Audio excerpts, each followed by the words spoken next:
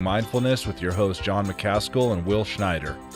Here we focus on helping men and those with men in their lives solve some of life's complex challenges through understanding the practices of mindfulness and how they can help. Each episode is in an environment free of judgment and criticism, with a focus on authenticity and inner peace. Let's dig in.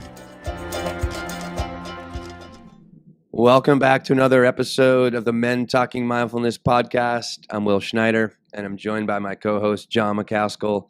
Also joining us today is our very special guest, men's health expert, urologist, and author, Dr. Judson Brandeis. Today, we'll dig into an array of men's health topics.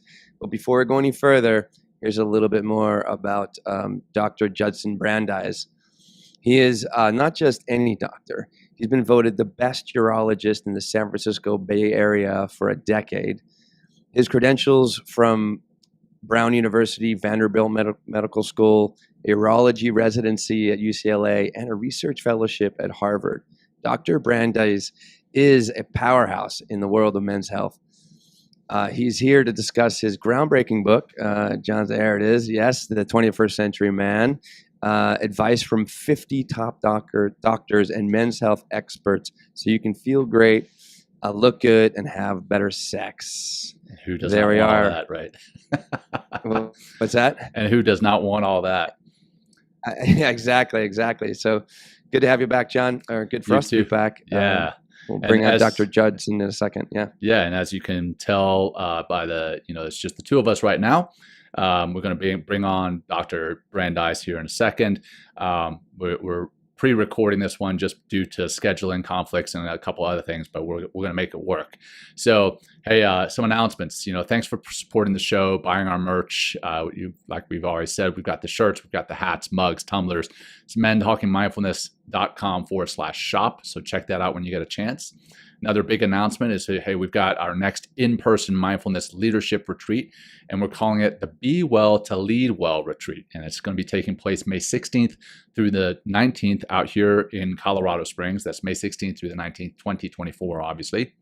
And you can learn more about that retreat at mentalkingmindfulness.com/retreat, or you can text the letters BWELL, that's BWELL, Be Well, to 33777 for more information. And we've got an early bird discount on that right now going on until December 26th. Is that right? 26th, yeah. I think that's right. And that's $400 off the total cost. So go ahead and book your spot now. We've already sold 9. So we'd love to have you and get in on that while you can, while we've got that early bird retreat. And then lastly, hey, help us to grow the show. Again, like I say always, not just to grow our influence, but to grow the power of mindfulness and meditation. As we get these practices out in front of more people, then more people start to practice, right? So, hey, help us to grow that show through following us on TikTok, YouTube, Instagram. Hey, we've got content on there that is separate from the show. We've got little snippets from the show, lots of great content. So join us when you can. So thank you all for being here. Thank you for tuning in and for sharing our podcast. And then I guess we're going to jump into the opening practice here shortly with Dr. Judson Brandeis. So thanks for joining us. All right, here we are with Dr. Brandeis, Dr. Judson Brandeis, coming to us from California. And we're very excited to have you on the show. As we do on every show, we're going to kick the show off with an opening breathing practice or grounding practice. And so if you would, those who are listening live or those who are tuning in via podcast later, get comfortable, whatever that looks like for you. If that includes closing your eyes, then I invite you to do so. Otherwise, just soften your eyelids. And we're just going to keep it to 3 simple breaths this morning, today. And we're going to start by exhaling and noticing the sensation of exhaling, and what that feels like, and holding empty for a second. A nice deep breath into your belly first, then into your chest, holding full at the top, and releasing, holding empty at the bottom. Deep breath in, noticing your belly filling up first and then into your chest, holding full at the top, and release. And last one, into your belly, into your chest, hold and release. Release. And as you release, start to bring some movement back into your body, maybe twiddling your thumbs, There you moving go. your Twiddle those fingers, thumbs. rolling your shoulders. All right. We try not to twiddle our thumbs too much on the show. Hey, Dr. Brandeis, great to have you here. Thank you so much for joining us. We're excited for this show and excited to finally make it happen. This has been a show that's been coming for a while, and we're super excited to talk about your book here, The 21st Century Man and everything that is in it, and men's health and how that ties to mental health as well. So, hey, I'll start it off. For Dr. Brandeis, can you tell us what inspired you to put this book together, a book that has advice from 50 top doctors and men's health experts so you can feel great, look good, and have better sex? And who does not want that? Well, what for most men, what goes beyond feeling good, looking good, and having better sex? Drinking beer, maybe for some guys, right? Yeah. So that to me, that sums up in a few words what men really care most about. Yeah. And the book actually started out. So I'm a urologist, so I take care of men's genitourinary issues. But about 5 years ago, I became really interested in men's health, men's sexual health, and the developments in men's sexual health, testosterone replacement, and regenerative urology. So helping guys who were having difficulty getting erections, get erections again so that they could be sexually competent. Mm-hmm. And so the book really started out about sex and how to help guys have better sex, but really so many things end up affecting sex that I started accumulating chapters, and I ended up with 101 chapters and over 900 pages. Really, it's a totally comprehensive view of men's health. And there's 101 chapters, and it's a really, really long book. And I can't stand when I read like a 400-page book, and at the end of 400 pages, I'm like, that could be summarized in about 3 pages. And there's about 397 pages of fluff. Right. But I guarantee you, 900 pages, you could not summarize the book in any words less than 900 pages. Wow. Each chapter is really like a book unto itself, and it's totally information dense. I write in an active tense, so I write for busy men. Like I wrote the prostate chapter. Like, what do you need to know about the prostate? What are all the insider tips on the prostate? Or there's a chapter on mindfulness or on yoga or on addictions or you name it. There's everything, every aspect that's critical for men's health. Because the way that I see men's health, especially in middle age and older age, is like that Maslow's pyramid. So when you're in your 20s, things are totally different. By the time you're in your 50s, if you're having a lot of sex, you have to climb the pyramid. And the bottom of the pyramid is physical health, right? So if your physical health is lousy, if you're overweight, if you're drinking too much, if you're smoking too much, if you have bad cardiovascular health, if you have diabetes, so on and so forth, you're not going to be able to physically have sex, right? But if you're physically okay, right, then emotionally, you have to make sure that you're okay. And mentally, you have to make sure you're okay. So if you're depressed, if you're anxious, if you have those kind of issues, you're not going to be able to have physical intimacy. And then relationships, right? If your relationships are a mess, no one's going to want to have sex with you, right? So if you climb all of those aspects of the pyramid, and there's aesthetics, so if you look like crap, or if there's a whole section on addiction, so if you're addicted to a bunch of stuff, things aren't going to work for you. But if you've climbed that entire pyramid, then at the top is sexual health. Right. And then there's several sections on sexual health. So really, that was the genesis of the book. And that's why the book was so long, because there are so many things that affect our ability to become physically intimate in your 50s and 60s. I mean, your 20s, you're chasing everything around. Right. That's a whole different ballgame. And physiologically, things work in a totally different way. Well, since we're talking about sexual health, that's actually what originally caught my eye. I forgot whose podcast you were on, but they introduced us. But you mentioned something about how the sexual health tells us so much more about our overall health. And if I remember correctly, you said something about, erectile dysfunction, what that tells us about our heart health. And if we're not able to get an erection, that could be an early indicator that we have some type of malfunction in our heart or some type of heart illness. Could you talk a little bit about that? Yeah, well, it's all about cardiovascular health, right? So in your 20s, every morning you wake up and you have morning wood, right? But sometime in your 30s or your 40s or your 50s, if you're lucky, or your 60s, that morning wood goes away, right? That's a problem with circulation. You're not generating enough blood pressure in your penis in order to maintain a rigid erection, right? And so from the time you lose nighttime or morning erections, not nighttime, but morning erections, to the time you develop erectile dysfunction is about 10 years. And from the time you develop erectile dysfunction till the time that many men develop cardiovascular disease is another 10 years, right? Because the arteries to the penis are on the periphery and they're 1 or 2 millimeters in size. The arteries to the heart are central and they're 3 to 4 millimeters in size. But remember, pi r squared, right? So it's a quarter of the cross-sectional area. So you're going to block the arteries to the penis about 10 years before you block the arteries to the heart. Wow.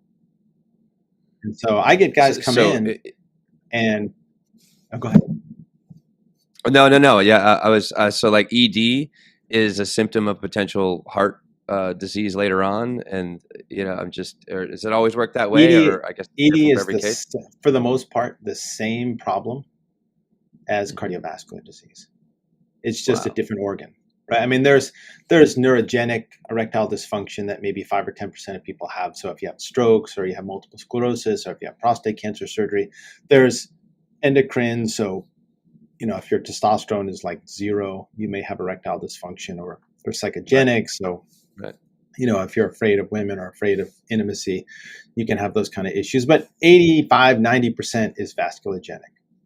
But, it's different because, say you're at work and, your dad's having heart issues and you tell everyone at work, hey guys, I need to take my father to the cardiologist. He's having some heart issues.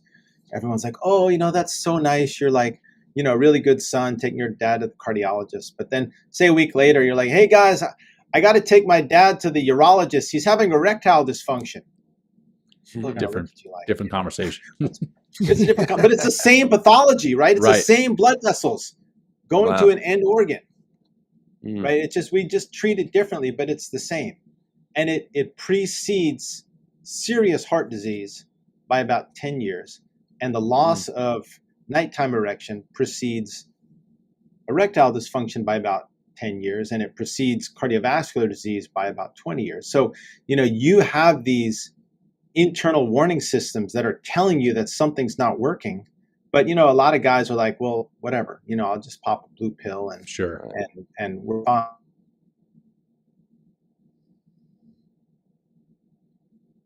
To connect with a patient and let the patient know, there's something going on that is going to lead to bigger problems later on if you don't deal with it. And that's why I wrote the book. And that's why when I see my patients for erectile dysfunction, it's not a rubber stamp, here's a bunch of pills. It's, we need to have a conversation about your overall health. I can, in 15 seconds, I can give you advice that will get you ahead of, in terms of health, of 95% of men. What would that be? Oh, right. Okay. 15 seconds. You're on the clock. Ready, you're go. on the clock. All right. Don't drink. Don't smoke. Don't do drugs. Don't eat too much. Exercise every day. Yep. Watch your cholesterol. Stretch every day. Drink enough water. Get enough sleep.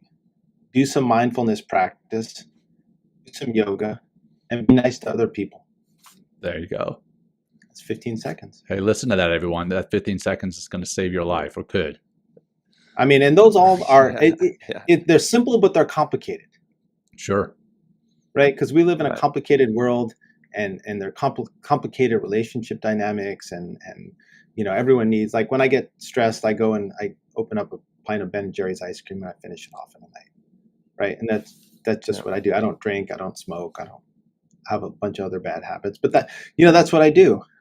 And it would be better if I could psychologically process it or whatever, but so we all have our issues, but as a general rule, those 10 or 12 things that I just rattled off should be relatively simple to do, and if you do them, you'll be healthy. Yeah, for sure. Well, you see so many patients, and like this is what you just described. It should be the baseline of everyone's health, but we seem to be in a world or in this country where like so many the morbidity rate in this country is approaching like 50% of the overall population. Like, why is it so difficult, or what do you hear from all these different men that you see and all these different patients that you see on a regular basis? Like, why they aren't doing these things? Like, what is typically the excuses, I guess, or the responsibilities that might get in the way from them just attaining like a simple baseline of health that just leads to other healthier decisions, healthier thinking, healthier ways of being in the world, if you would. Yeah.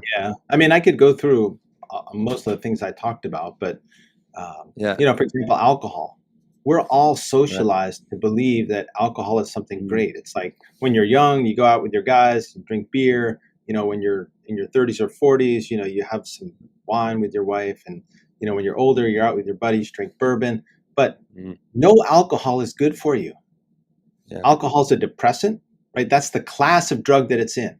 You're drinking something that will make you depressed, okay? And it disinhibits you, which is why a lot of people drink alcohol. But think about, for most people, most of the stupid stuff we've done in our life, we've done under the influence of alcohol.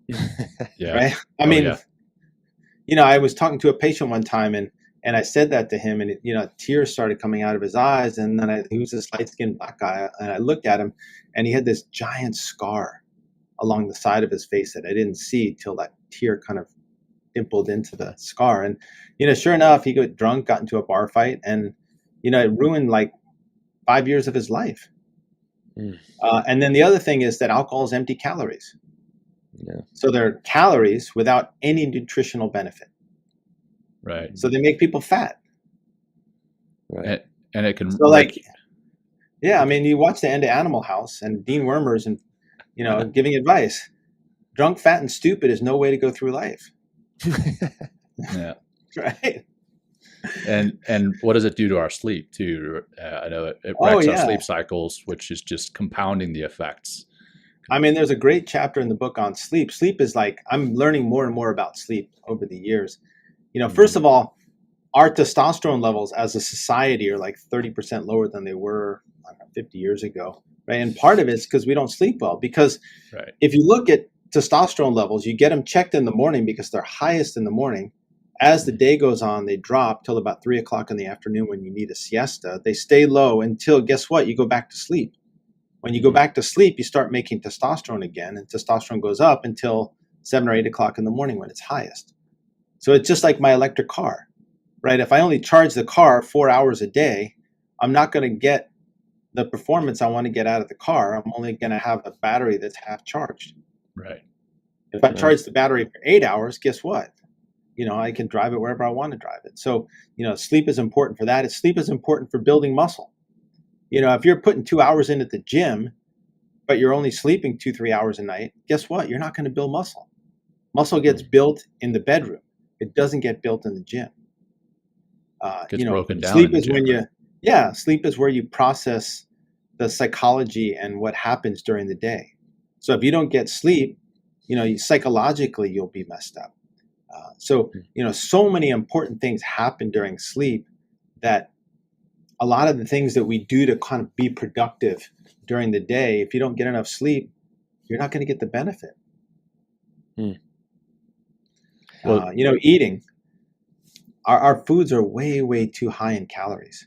The caloric content. I have a big window in my office that looks out onto like a field and trees, and I watch the squirrels run up and down the trees every day.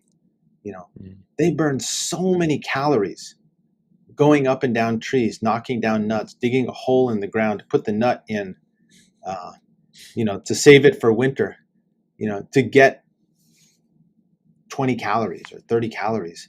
I want 2,000 calories. I get on my cell phone, I call up Grubhub, and I have a 2,000-pound burrito, 2,000 calorie burrito delivered to my office in 15 minutes, right? That doesn't take any calories. Right. Yeah. Right. So I'm not burning calories to get calories. So it's easy to get fat. Right. Very easy. And what does that fat do to our, coming back to heart disease, coming back to mental health? We've had Dr. Uma Naidu on the show, and she talks all about how what we eat affects our mental health, the lack of vitamins and minerals in the standard American diet, the SAD, the SAD. And she talks about the lack of omega-3 fatty acids and how important those are for our mental health, but we're lacking them. And then, yes, Will and I, we have a business partner, Dr. Teresa Larson. She's a Marine veteran turned doctor of physical therapy, and she preaches how much movement we need in the day. And it's not just going to the gym. It's not just going and running your 5K in the morning. If you go and run your 5K, 10K in the morning, and then you sit all day long, that 5K is not doing you any good, right? You're wrecking your body, you're wrecking your mind by not moving around and not taking care of yourself. Yeah, I completely agree with you. So I mean, there are so many basically simple things, but for a variety of reasons we don't do them. I mean, we work a lot. We commute to work a lot, and so maybe there's not the time during the day or at the end of the day to exercise, or the energy to exercise. Or the energy. That's right, the energy. Well, what would be your prescription for steps to just kind of avoiding some major health problems? Like you kind of alluded to it, but how many, how often should we be moving throughout the day? Like how much water should we be drinking throughout the day? How much sleep should we get every night? Yeah, I mean, I'm not a sleep expert, but the experts say 6 to 8 hours. Yeah. I'm not an exercise expert, but I developed what's called the ABC exercise routine. I like to keep things simple. So, I take care of the 0 to 99% guys, and then I take care of the top 1% guys. So I have tons of stuff for the top 1% guys at peptides and high technology and all that kind of stuff. But, most of the people out there are the 0 to 99% guys that need the basic stuff. So I developed the ABC. So A is for ambulate. So walk, run, Stairmaster, elliptical, do something on your feet and get your heart rate up to 75% of heart rate max. So you take 220, you subtract your age, and then multiply that by 3/4, and you get your, what your heart rate should be. So I'm 56 and my heart rate should be at 125 when I exercise. And I try to get my heart rate up to 125 when I exercise, because I have a lot of patients that say, well, I walk with my wife every night. I'm like, well, do you sweat? Yeah. No, not really. What's your heart rate? I don't know. My Apple Watch says I'm doing steps and my heart rate's 90. That's not exercise. That's leisure. Okay. When you exercise, you got to sweat and you got to get your heart rate up. And then B is for bike. And when you're on a stationary bike, you should be doing what's called high intensity interval training or HIIT training. Yeah. So I do a lot of VO2 max testing in my office, and VO2 max is basically looking at your aerobic threshold. And your VO2 max or aerobic threshold is really one of the best indicators, probably the single best indicator of your cardiovascular health, your longevity, and how things are working for you, because it combines muscles, it combines the lungs, it combines the heart, and it combines the blood vessels. When you combine all those things, you get basically a number, which is your aerobic threshold, which is how intensely you can exercise without going into oxygen debt. And, just to show how important it is, the guy that won the Tour de France, Vingegaard, who just blew everyone away on the time trials up these massive mountains, had the second highest VO2 max ever tested, 97. Wow. Right. I'm 56. I have a pretty good VO2 max for someone my age, which was, I think, 45. So, I mean, his VO2 max is more than double mine. Wow. And so, And so that's B is biking. And you want to do high intensity interval training, which is getting your heart rate up to like 90-95% of max. And then C is circuit training. And I have a body composition scan in my office that looks at arms, core, and legs. And so I can tell someone, listen, you never have to do another bicep or tricep curl ever. You need to do squats, you need to do leg lifts, or you need to do abs. That's what most people do, especially as they age. I tell people, you want to be a T-Rex, right? Get those little arms, tiny arms, and big legs. T-Rex hates push-ups. Right. Yeah, exactly. Yeah. You want to be a T-Rex because your legs are what's going to carry you upstairs. Your legs are going to be what you need to prevent falls, to go on vacation, to play with the grandkids. You're not going to, if you're sitting in the gym just pumping biceps, life doesn't look too good for you when you're in your 60s or 70s or 80s. Yeah, I see it with my father. He's 84 and he's like never really put any work into his legs, any work into his butt. And it's had a tremendous effect on his back. And, he even walks like hunched over and like everything is down. And he's just like, he's always complaining about his back. And I'm like, I don't know if it's probably too late at 84 now, but I'm like, if it's just a little bit, preventative maintenance, as you age and as you live, it just makes such a big difference.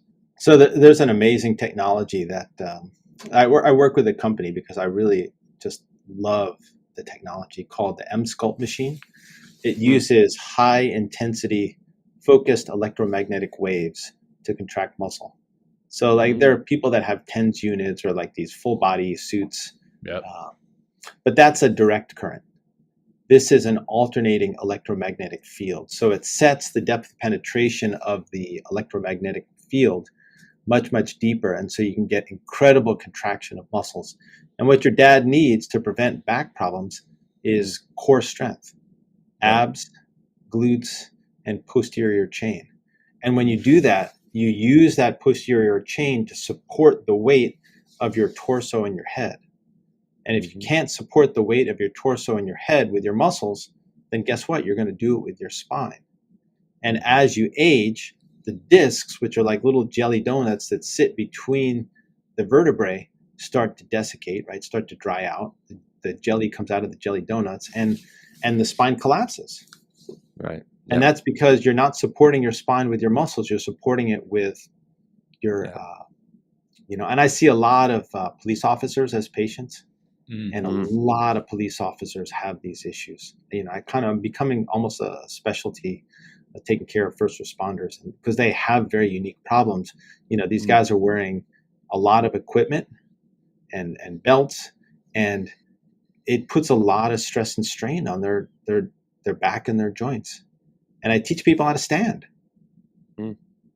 But your dad, it's not super cheap, but mSculpt and testosterone. How old's your dad? He's 84. Has he ever had his testosterone level checked? No. That's the sad thing is that testosterone is like magic. Yeah. Like, seriously, it's magic for men. Yeah, it certainly is. And the problem is like the conventional medical wisdom is like, well, as long as it's within 250 to 1,000, you're fine. But can I curse on the show? Yes, absolutely. That's bullshit. Right? It's total bullshit.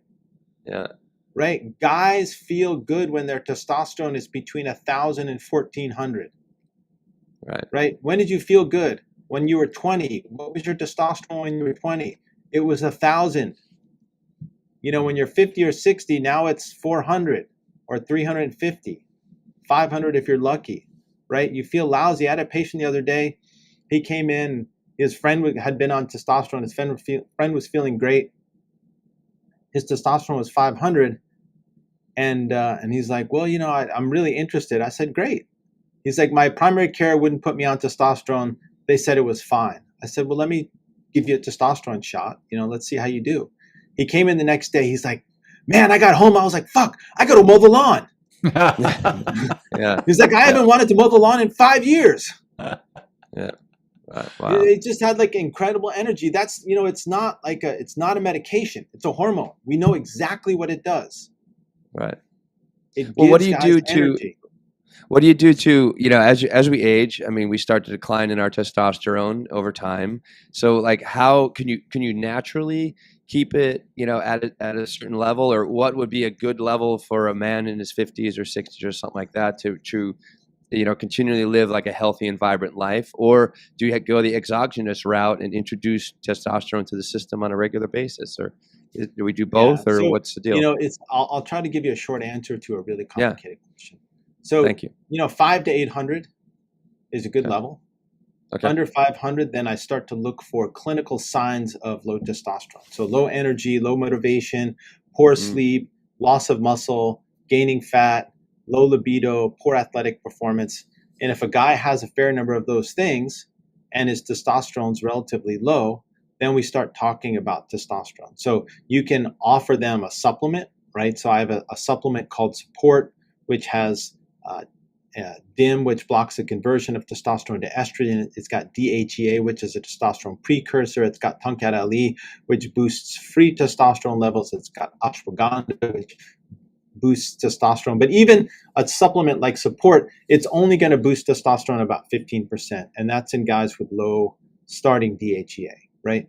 If that's not going to do enough for you, then you can do, especially if you're a young guy, right? Because I see so many guys that mess themselves up in a really, really big way because they don't know what the hell they're doing, right? So a lot of these guys that go to the gym bros give them like testosterone, they give them DHT derivatives and all sorts of stuff, and they mess people up. I have so many guys that come in with infertility or need to be on lifelong testosterone, or they mess up their liver, or they get blood clots because their hematocrits are too high. If you don't know what you're doing, you can do damage. You can do serious damage to yourself, to your reproductive potential, to your testicles, right? So find someone that actually knows what they're doing, and it's not, Big Mike at the gym. I go to my YouTube channel, buy my book. There you go. Go to my website. I have like 5 ebooks on testosterone that I wrote that are free. Learn this stuff before you just take a needle from some random guy at the gym and jab it into your arm, right? Yeah. It's like, that's what happens, right? Even seen it smart done. guys. I have patients, like tons of patients that are police officers, firemen, SWAT guys, and that's what they do. Oh, right? yeah. The information is out there. So before you do that, so you can be on a supplement. There's something called clomiphene or N-clomiphene. They're two different related molecules. So if you're young and your testosterone's low and you want to boost it, you can go on N-clomiphene, which is a selective estrogen receptor modulator. Right? So there's a way to boost your testosterone safely without affecting fertility, and you can do it that way. Or if your testicles aren't capable of cranking out that much testosterone, then you can go on testosterone replacement therapy. You can either do shots or you can do pellets. And that can safely get your testosterone levels up to between 1,000 and 1,400. But I put all my patients on Clomid to prevent testicular shrinkage, and I put all my patients on anastrozole to prevent the conversion of testosterone to estrogen, right? Because you don't want that estrogen level building up too high, because all of a sudden you're buying Celine Dion tickets. Right? I like Celine Dion. or Taylor Swift, right? And there's nothing wrong with that. Tickets. Yeah, but those tickets are like $5,000 each. Exactly. I can't afford to go see Taylor Swift. Yeah, so you don't want to build up the estrogen. Right. Yeah. Well, let's Very true. talking about other ways to continue to build maybe testosterone and keep the estrogen levels down. In your book, you have something about creating a masculine space, kind of about basically having a man cave. Isn't that a cool chapter? Yeah. So can you talk a little bit about making life fun, and how Will and I have done an episode on the importance of play, the importance of having fun, the importance of hanging out with, your dudes, your bros, and how what that does for you. Can you touch a little bit about that? Yeah, I'm really lousy about that, to be perfectly honest with you. Yeah. I have 4 kids. I have a wife. I have 3 companies. I work too hard. My free time, I try to keep in shape, and I try to spend time with my family. And so, What is your testosterone level, Doc? What? What's yeah, your, actually, my if you will? testosterone levels, it's between 700 and 800. Okay, you're in the range. Yeah. There you go. Okay. So, and part of that is, right, think about it this way. Like, the people say, well, why are testosterone levels lower than they were 50 years ago? Right? Right. Think about it this way. Like, if you're a caveman and you're out there killing buffalo on the plains, you need a really high testosterone because buffalo don't like being killed. Right? If you're a farmer, farmers, aren't killing buffalo, but they're doing hard work. So their testosterone is high, but it's not quite as high as a farmer.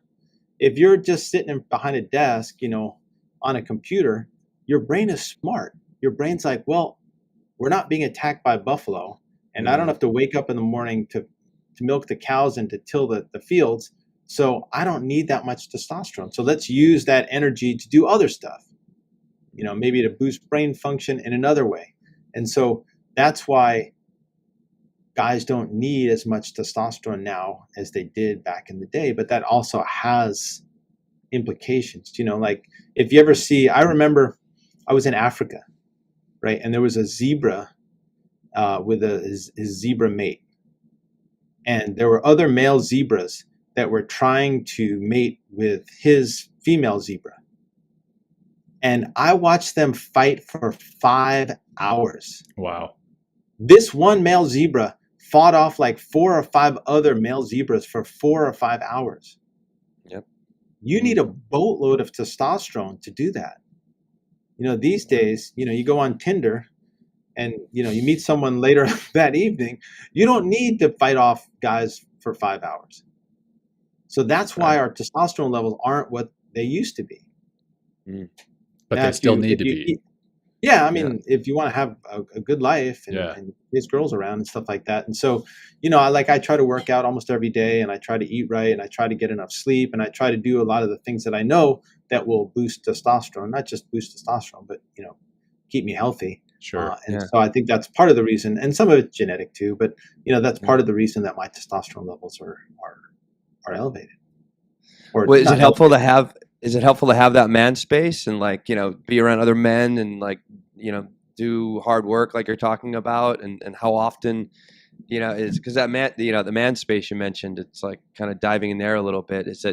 Does that help us to just, not necessarily testosterone, but maybe it does help to elevate our testosterone, but just kind of keep us in some sort of connection to our masculinity, if you will? Yeah, absolutely. Of course. And, if you look at animal populations, the men, the unmarried or unpartnered animals, guys are all hanging out with each other, and they're jousting with each other and play fighting and sometimes real fighting. And that keeps them sharp. That keeps their testosterone up.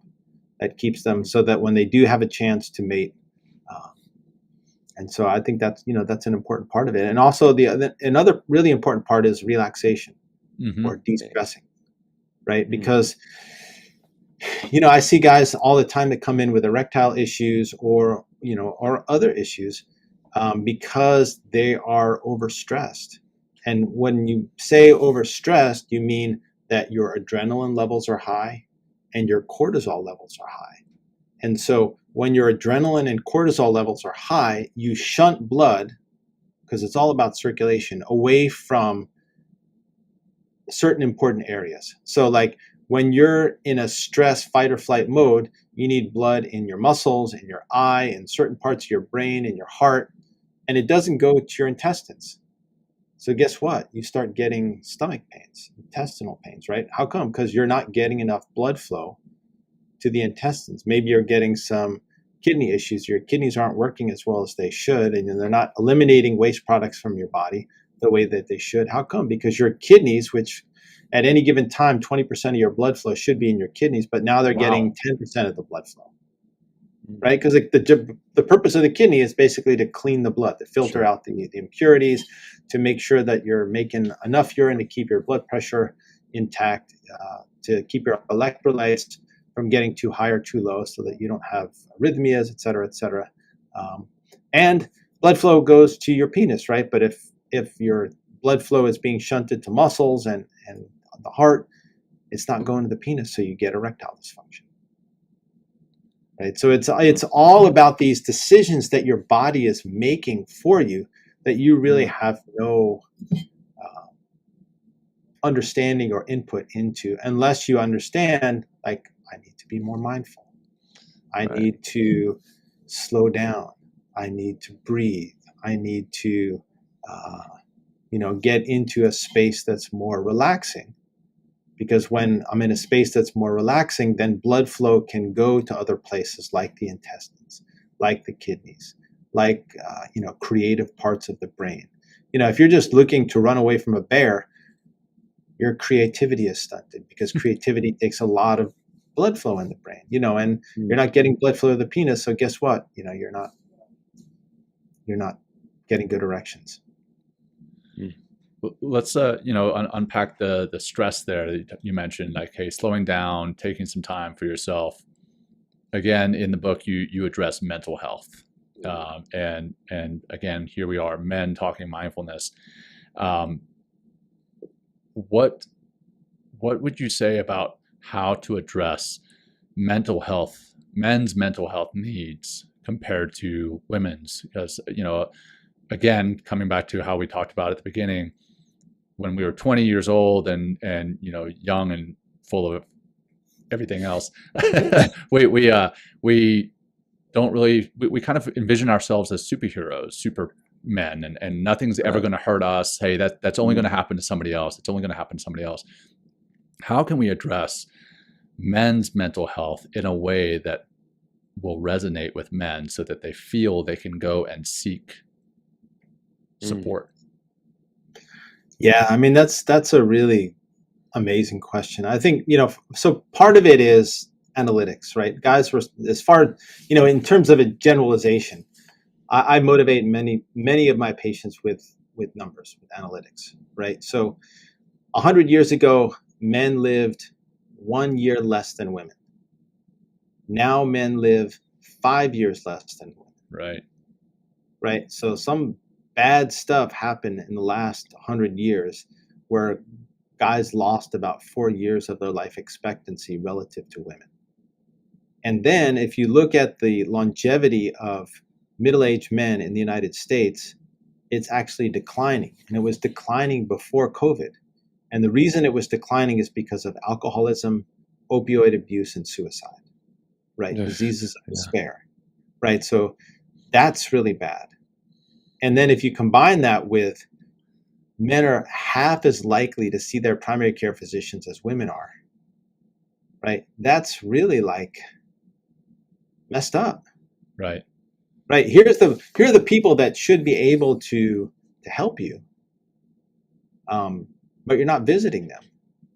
But then add on top of that, our healthcare system in this country is incredibly broken and incredibly messed up.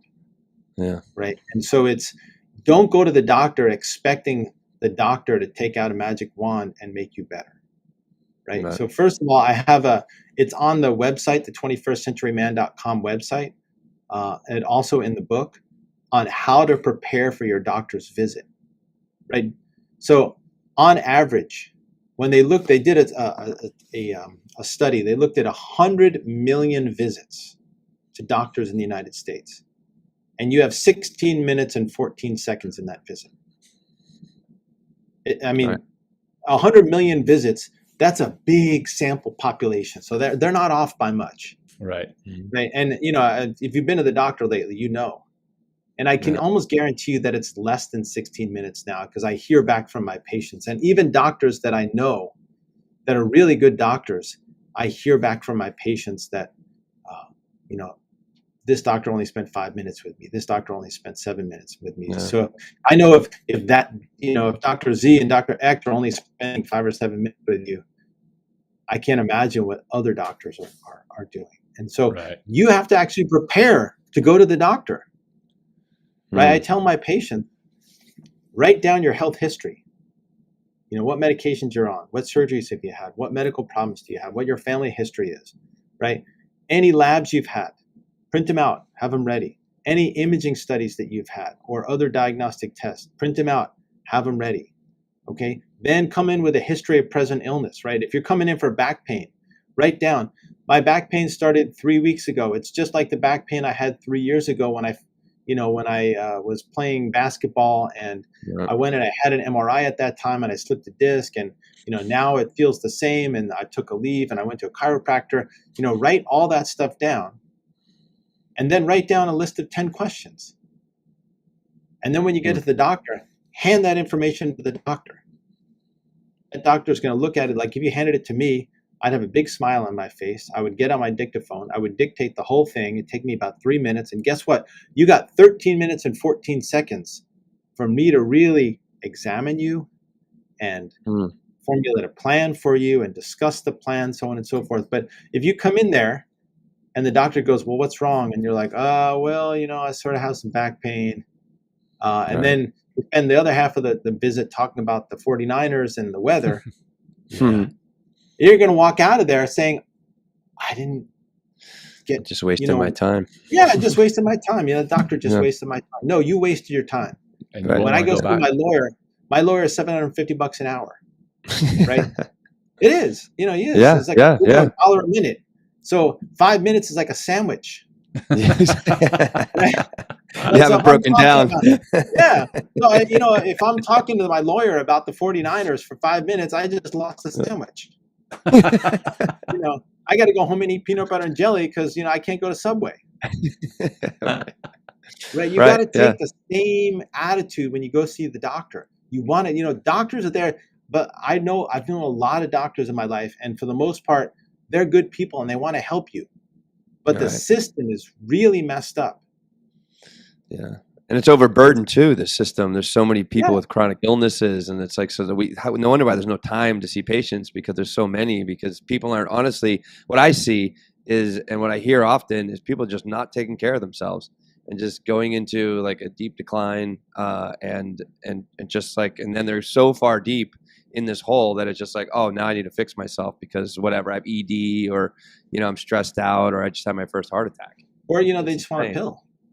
Yeah, exactly. Yeah, right. Like these new GLP-1 inhibitors, like Ozempic, Wegovy, they are miraculous, incredible drugs. But they won't fix the fact that you got to exercise. And when you stop taking these $1,000 a month pills or shots, you got to eat better. I mean, I had a patient the other day, right? He lost 25 pounds on Ozempic, but he lost 7 or 8 pounds of muscle. Yeah. That's a big deal. I tell all my patients that are on those medications, you got to get into the gym. You got to check your testosterone level. You got to make sure your testosterone level is okay. Because if you're 70 years old and you're in the gym for an hour a day and your testosterone level is 250, guess what? You won't build any muscle. Yeah. You could spend 5 hours in the gym. You're not going to build any muscle. You need testosterone to build muscle. It's just a fact. So, you have to make sure that you have all your little ducks in a row, and don't expect there to be a magic. I had a patient a couple months ago. He flew out from Florida to see me. I'd seen me on some podcast or something like that. He's like, "Oh, you're the guy," right? And he's like, "You're the guy, right?" I love it. No, you're the guy. I'm going to say you're the fucking guy too. He's like, that's awesome. He's like, I need to know about my peptides. He's like, I'm on BP 157 and alpha 1 antitrypsin and PT 141. And I looked at the guy. I'm like, and I looked at his body composition. I'm like, dude, you got to lose 50 pounds. He's like, you're just barking up the wrong tree if you want to keep taking peptides. Stop eating so much and exercise more. When your percentage of body fat is 15% and you got 90 pounds of muscle, then you can start worrying about peptides. Right. But until then, don't waste your time flying out to see me from Florida. Eat better. Maybe you just wanted to come out to California too. Yeah, I mean, it could be. Could be. Well, I was going to say something coming back to the men's reticence to go and seek mental health or medical support. Even, I'll be honest. Even as a health and wellness practitioner, I focus a lot on health and wellness, but I personally haven't been to my primary care manager in probably a year plus. And when I do go, there's the questions like, how are you feeling? Hey, I'm good. I'm good. Like, all I want to do is get out of there. Like, I feel uncomfortable. I feel like I'm wasting my time. I feel like I'm wasting their time. I could be doing something else. But in actuality, by taking some time to talk to the doctor about what I'm experiencing, my health history, X, Y, and Z, by taking that time, I actually am probably going to save myself some time in the long run, right? I'm going to have more longevity because I might be able to get some help with whatever it is I'm experiencing. So we have to change the way that we look at doctor's visits, like take the ego out of the equation, and also take out the fact that you think that you're wasting time there. You're not. You're taking care of yourself, right? Write it down. Write it down. Right. And just hand the guy a piece of paper. If you don't want to say like, I'm feeling really sad or depressed, or, like I think I'm too fat, I need to be on a diet, or I don't know how to exercise, or, like everyone in my family has diabetes. I'm scared that I might have diabetes, but I don't want to test it. Yeah. Right. Write it down and just hand it to like in 7th grade when you wrote down like, I like you, and you handed it to like. We're definitely aging ourselves now, writing notes instead of text messages. Yeah. Like I think you're cute. Yeah, right. To do that. But back to your point about the mental health.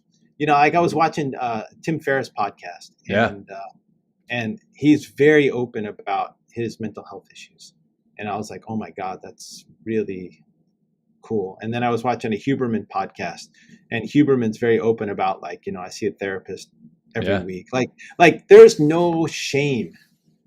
I've seen therapists, but there's no shame in seeing therapists. I see so many first responders. A lot of police officers these days did tours in Iraq and Afghanistan, and they have PTSD and they have all sorts of issues. Like, help. Like there's no shame in getting help.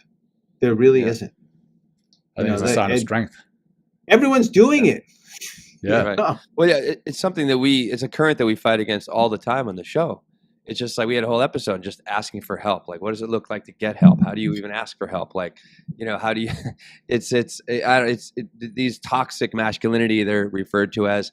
Ways of being are literally toxic to the man themselves, and also to everyone around them as well. Because if they're not healthy, then they're probably cranky or grumpy, and not performing their best and not satisfying their partner like maybe they should be, in order to improve their relationship. And it's just to get help.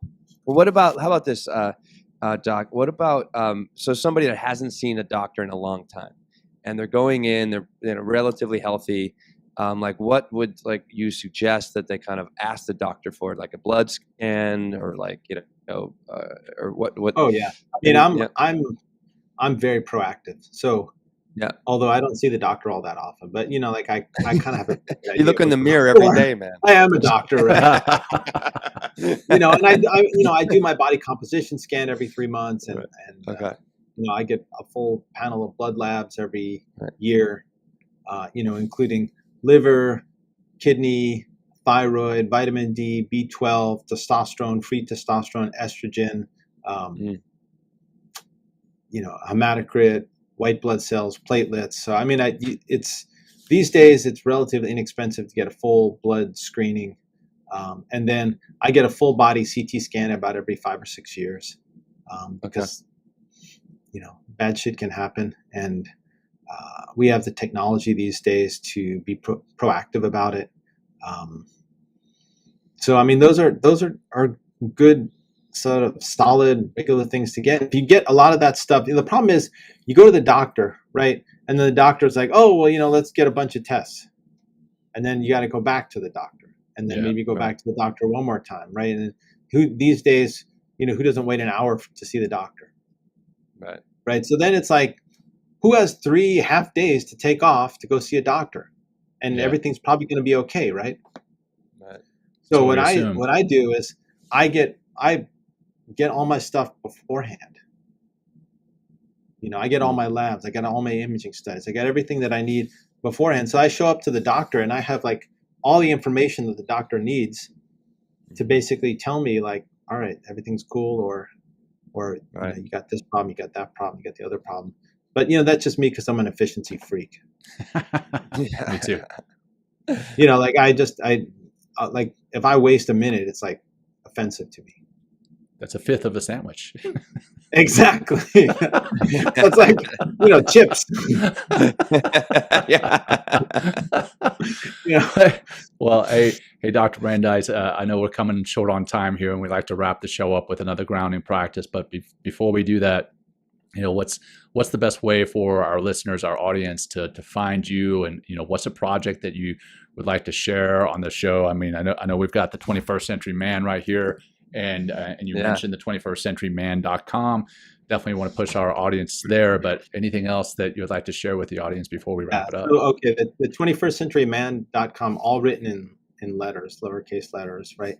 And that there's, even if you don't want to buy the book, there's you can read the introduction, you can read the first chapter, you can read that, you can listen to that whole thing I just talked about, how to get ready for your doctor's visit. There's actually a fair number of resources, just even on the website. I also have a pretty good YouTube channel where I do a lot of sexual medicine. I do a lot of testosterone,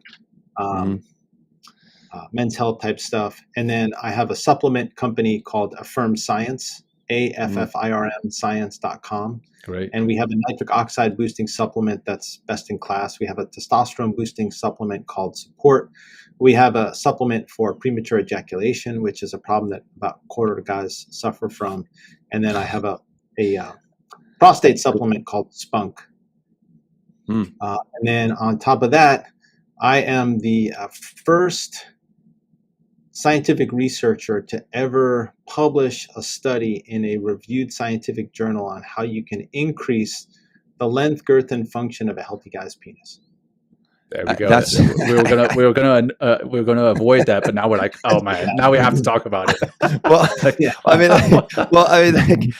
I've always seen, I think every man has seen those commercials many, many, many times, and I'm like, is it like, so that this is something that can really happen for men, like girth and length, increased size? Yeah. So if someone's interested, then go to p-long.com. Of course. And to be perfectly honest, I thought I was being punked there with that website. I know, right? P-long. P-long. P-long. Sounds like a hip hop name. Right? Yeah. Oh, that's great.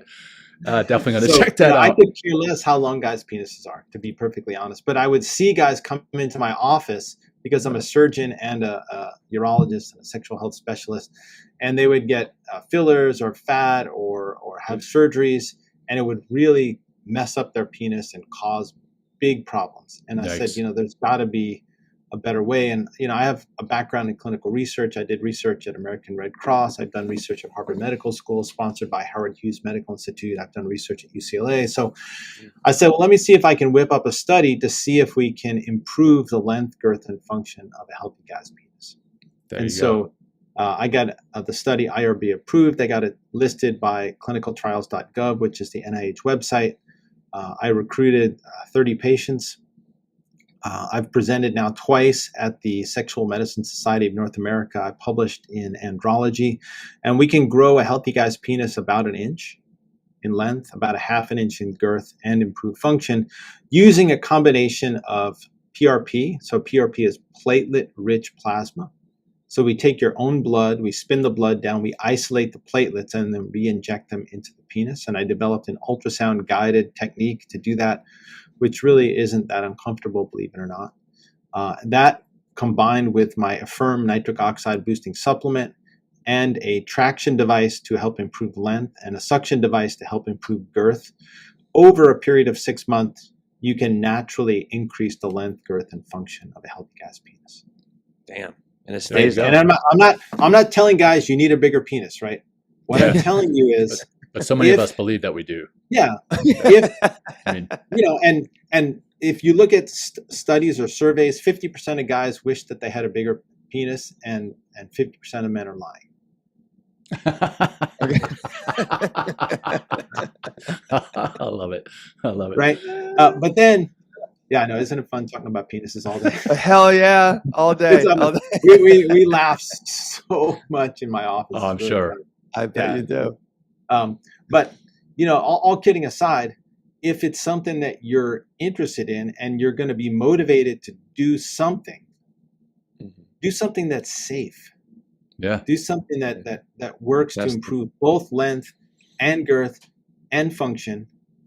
Right there. So that I was just at the Sexual Medicine Society meeting, and there's something called fallow fill, which is injecting filler hyaluronic acid into the penis to create girth. Right. So the head of the penis still stays small, but you get girth, right? So you get what I call a pig in a blanket penis. Right. There you go. But it's 10 grand for the initial injection, and then like $2,500 a year, Jeez. every year after that For maintenance. And if you don't do that, you get this kind of lumpy, bumpy penis, right? Oh boy. With Tickler P-long included. Yeah. Sorry. Sorry.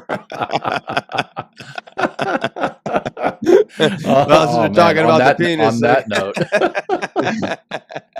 So anyway, that's another one of my projects. Yeah. Awesome. If you're interested in that kind of stuff, you can go on p-long.com.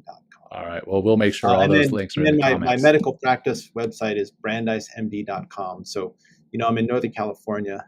I do have people that fly in from different places to see me. But if you don't want to fly in to see me, you can read my book and go to my YouTube channel. You can get free ebooks off my website. Awesome. I really enjoy teaching men how to take better care of ourselves because we don't. It's just, it's sad, but we don't.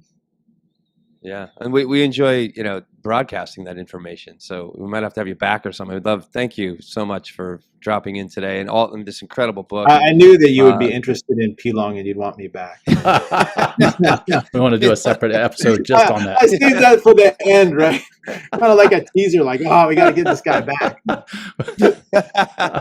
Well, maybe not just for the P-long No, part, but I want him for the too. mindfulness stuff.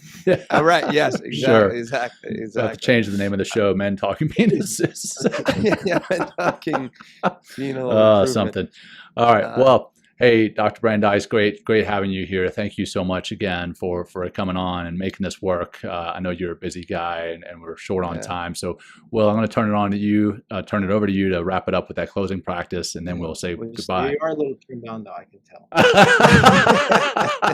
Exactly. My testosterone is spiking. Yeah, there you go. So that's why we need to do the grounding practice. Yeah, exactly. We're going to ground. So we're just going to do a few breaths. This nice little parachute breath that I like. Just 3 of these is a great way just to, get you grounded, get out of that state of stress. Maybe it'll help you make better decisions about your health if you just do this. So let's exhale all the way out. Empty, empty, empty. Again, let's take a nice swift inhale through the nose and a long exhale out the mouth.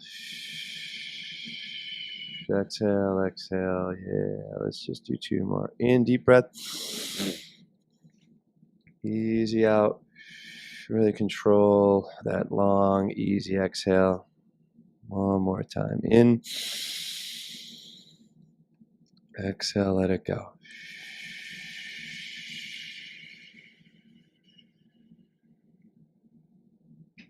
All right, good. And there we have it. Dr. Brandeis, thank you for joining us today. Really appreciate it. I'm grounded and relaxed and can start the rest of my day. There you go. There you go. Well, we'll definitely have this. We'll have this out and we'll share it with you once it's out. It'll be out on video tomorrow and then on podcast next Monday. So thank you again, Dr. Brandeis, for joining us. All right, you got it, everyone. Take care. Thank you so much. Bye. Thank you. Thank you for joining us today. We hope you walk away with some new tools and insights to guide you on your life journey. New episodes are being published every week, so please join us again for some meaningful discussion. For more information, please check out mentalkingmindfulness.com.